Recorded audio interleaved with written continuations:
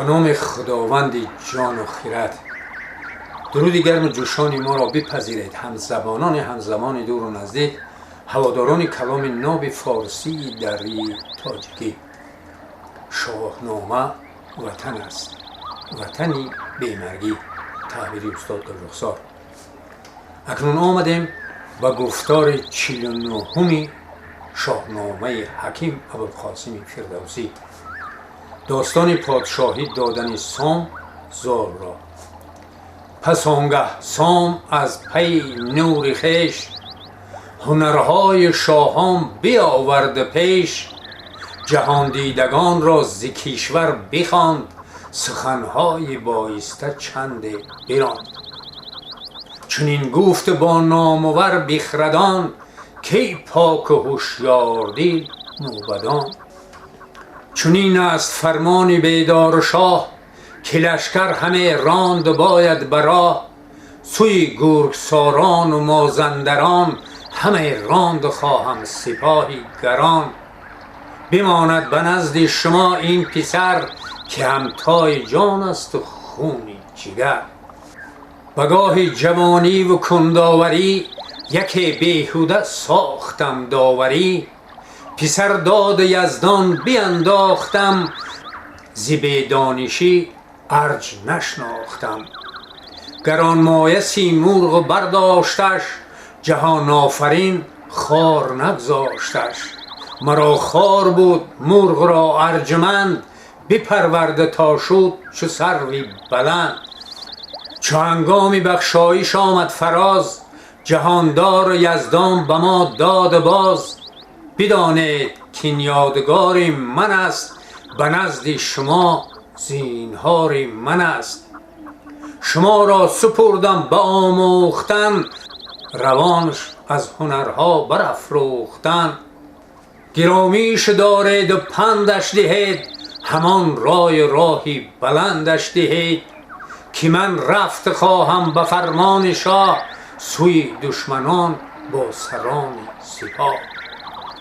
سوی زال کرد آنگه سام روی، که داد و دهیش گیر و آرام جوی. چنان دان که زابلستان خان توست، جهان سر به سر زیر فرمان توست. تو را خانمان باید آبادتر، دلی دوستداران به تو شادتر. کلیدی دری گنجها پیش توست، دلم شاد و غمگین به کم بیش توست. دلی روشنت هرچی خواهد بکار، بجای آر از بزم و از کارزار. بسا آنگهی گفت زال جوان، که چون زیست خواهم من در توان.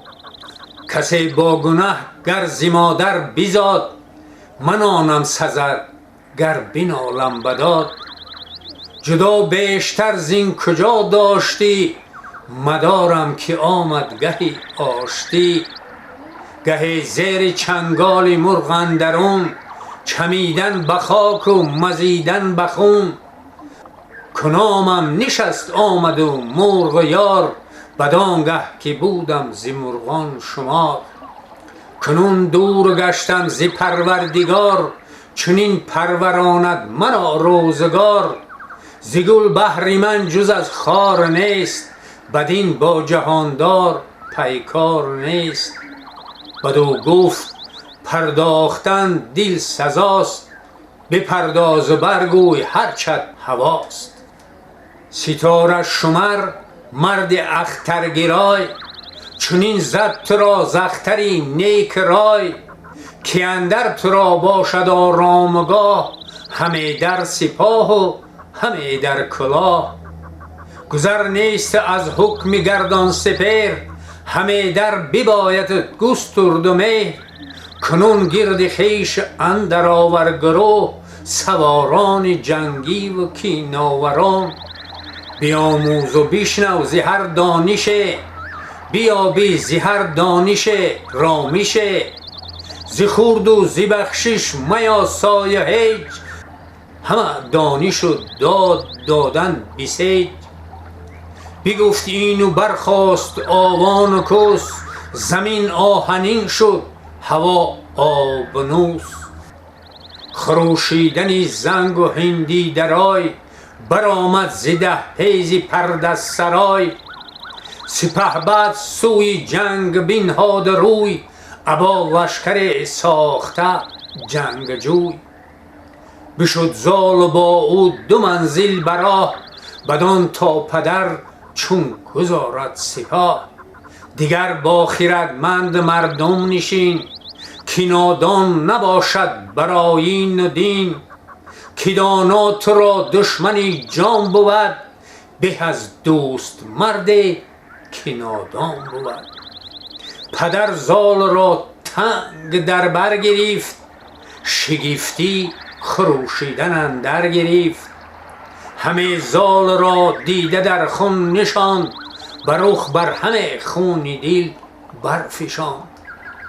بفرمود تا باز گردد ز راه شود شاد دل سوی تخت و کلاه. بیامد پراندیشه دستان سام که تا چون زید بی پدر شادکام. نشست از بری نامور تخت عاج به سر برنهاد آن فروزنده تاج. ابا یاره و گرزه گاو سر ابا طوق زرین و زرین کمر. ز هر کشور موبدان را بخواند پژوهید هر چیز و هر گونه راند. ستاره شناسان و دیناوران سواران جنگی و کیناوران. شب و روز بودند با او به هم زدندی همه رای بر بیش و کم. چنان گشت زال از بس آموختن که گفتی ستاره است ز افروختن. برای او بدانش بجای رسید که چون خویشتن در جهان کس ندید. سواریش چنان بودی در جهان کزو داستان ها زدندی مهان. ز خوبیش خیره شدی مرد زن چو دیدی که شدندی بر او انجمن. هر آن کس که نزدیک یا دور بود گمان مشک بردند کافور بود.